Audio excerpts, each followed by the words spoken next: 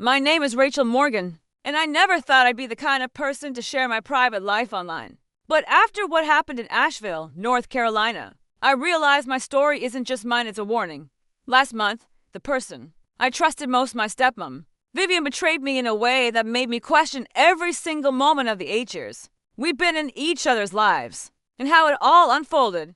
Well, it wasn't just personal, it was public. She didn't just accuse me, she humiliated me. But she underestimated one thing about me.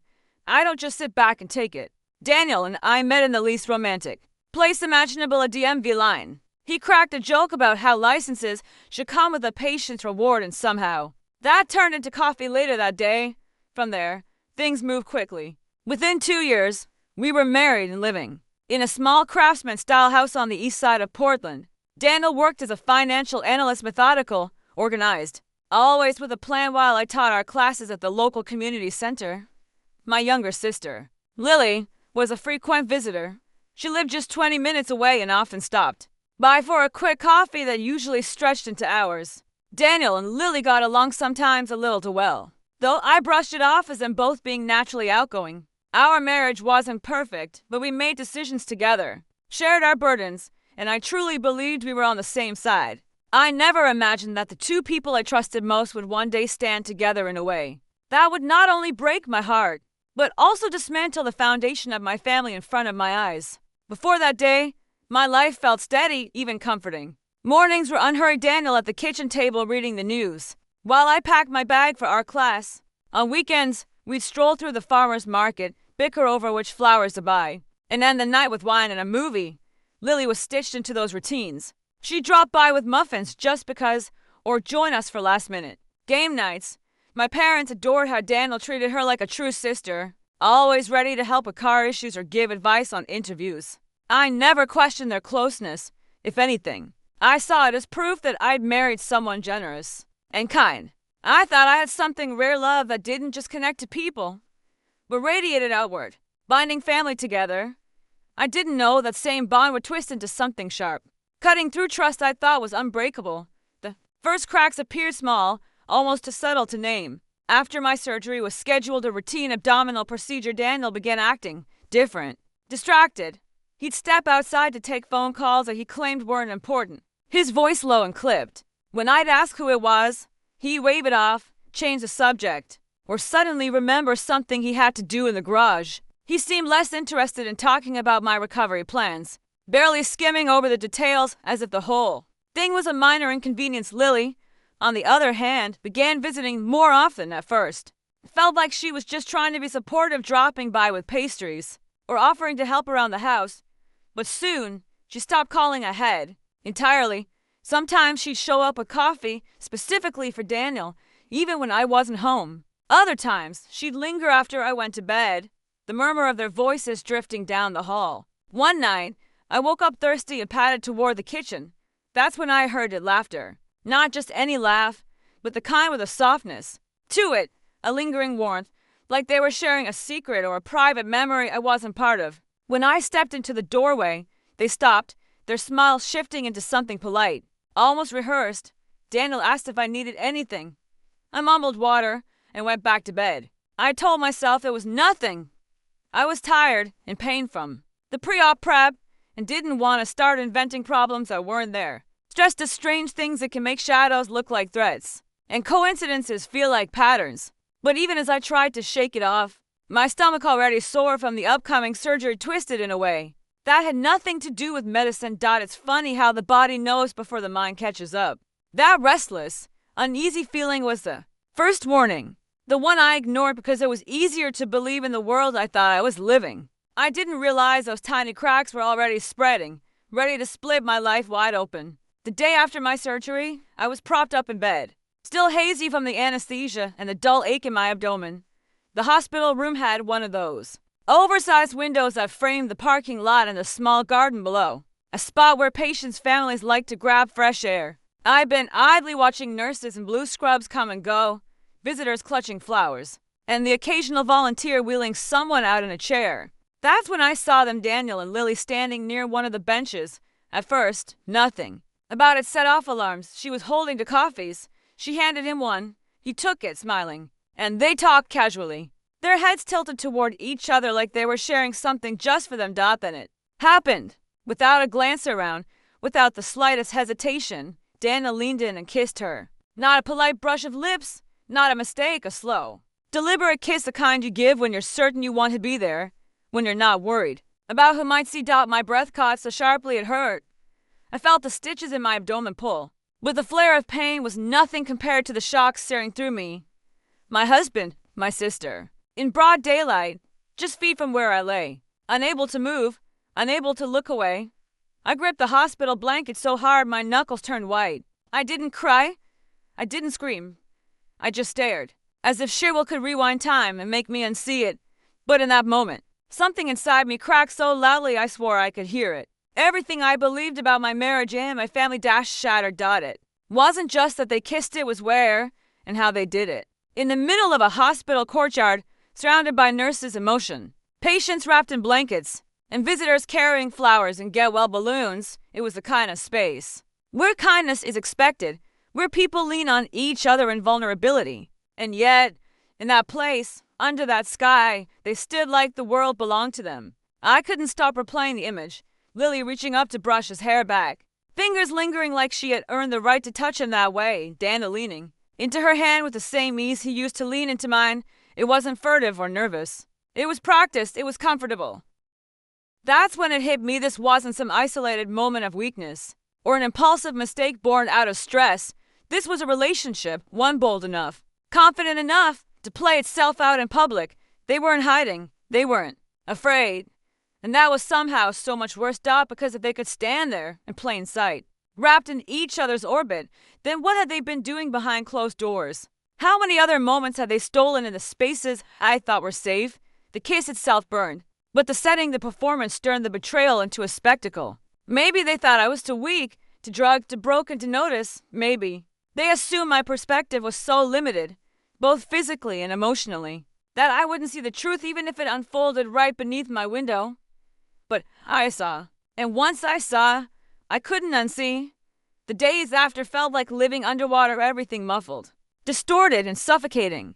The steady beeping of the heart monitor seemed louder than my own thoughts. I moved slowly, not because my body demanded it, but because my mind did. Each movement risked shattering the fragile shell I had wrapped around myself. When Daniel came to visit, I kept my eyes half closed, pretending to nap, answering his questions with soft nods or faint hums. I didn't trust my voice, not because I was afraid of what I might say, but because I was afraid of how much it might reveal.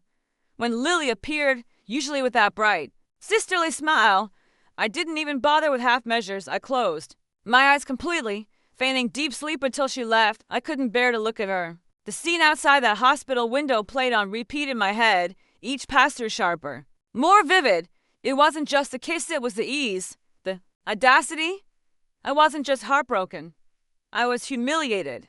They had taken the moment when I was at my weakest, drugged, stitched, tethered to machines, and turned it into their stage. But confrontation wasn't my instinct. Not yet. I've learned that rage unleashed just soon fizzles out. Silence, the silence, can sharpen. It can turn into something deliberate, something pointed sometimes. Silence isn't the absence of a weapon, it is the weapon. And I was ready to let it grow sharper with each passing day. I started small, the way a spider begins. Its web deliberate, patient, invisible to the untrained eye. The first threads were screenshots of text messages Lily had sent me in the weeks leading up to my surgery. They were full of sugary words about how Daniel has been so supportive through all this, as if she were narrating the role of a doting brother-in-law.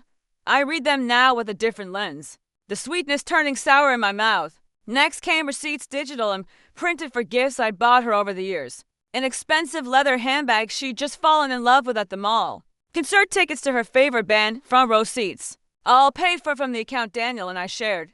The irony wasn't lost on me. I'd been funding the comfort of the woman who would help dismantle my marriage. The biggest piece was trickier. I contacted the hospital's security department, using the guise of verifying a visitor for my own safety. A few days later, and a mail arrived with the clip I'd been waiting for. Daniel and Lily in the courtyard, that case frozen and grainy. Undeniable proof. Everything went into a neatly labeled folder on my laptop for later. Not revenge, not evidence, just something neutral, quiet like the calm before a storm. My goal wasn't to explode in a fit of rage or cry in public.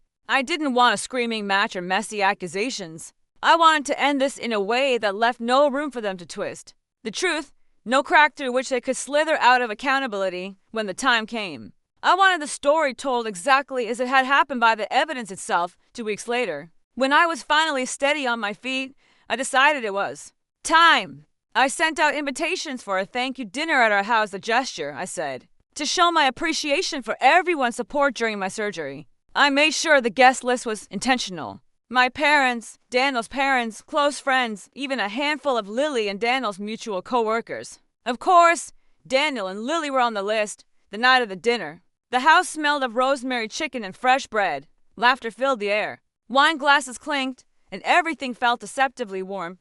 I kept my smile in place as we made. Through the meal, biding my time midway through dessert, I stood up and said I wanted to share something special. I connected my laptop to the TV. The slideshow began innocently enough: our wedding photos, vacations by the coast, birthdays, with candles glowing. Nostalgia softened the room, then the shift. Screenshots of their flirtatious messages, him calling her beautiful, her thanking him for last night. Gasps rippled through the table. Next came receipts, those coffee dates that were never just coffee, paid for from our joint account. Murmurs started. And then, the hospital courtyard footage. Grainy but clear enough.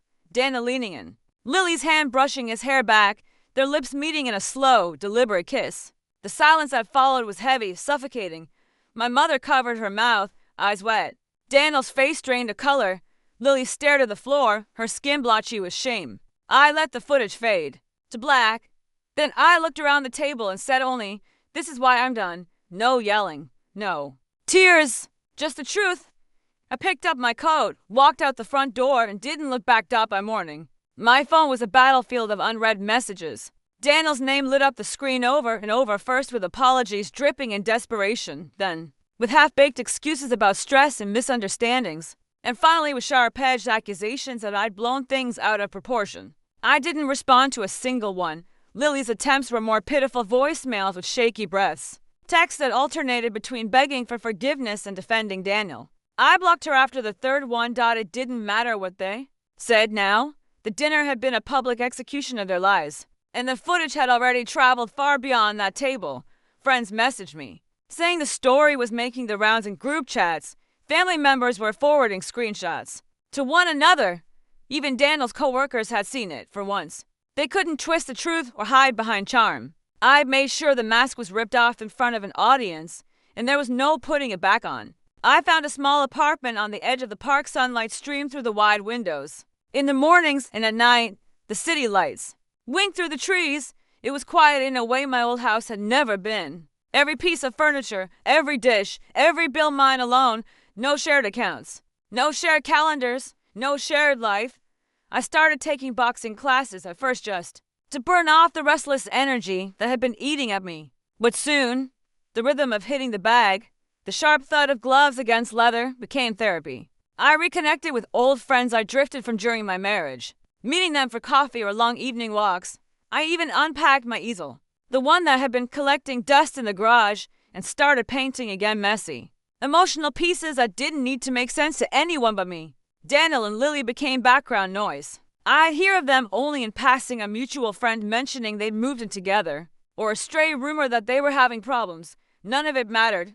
Healing, I learned, didn't come from watching them crumble. It came from creating a life so whole, so untouched by their existence, that they became irrelevant. Betrayal isn't just the breaking of trust, it's the rewriting of a story you thought you were living. One day you're the main character in a shared future, and the next you're standing outside the narrative, realizing the plot was never what you believed. What stung most wasn't just the kiss, it was knowing they'd been living a version of the story where I was the extra, not the partner or the sister. I refused to play the role they might have wanted for me: the hysterical wife, the jealous sibling, the one who could be dismissed as emotional. I didn't scream. I didn't beg. I let my silence grow roots, heavy enough to anchor me, while their own actions crushed them under their weight. In walking away, I discovered something. The truest revenge is not destruction, it's irrelevance.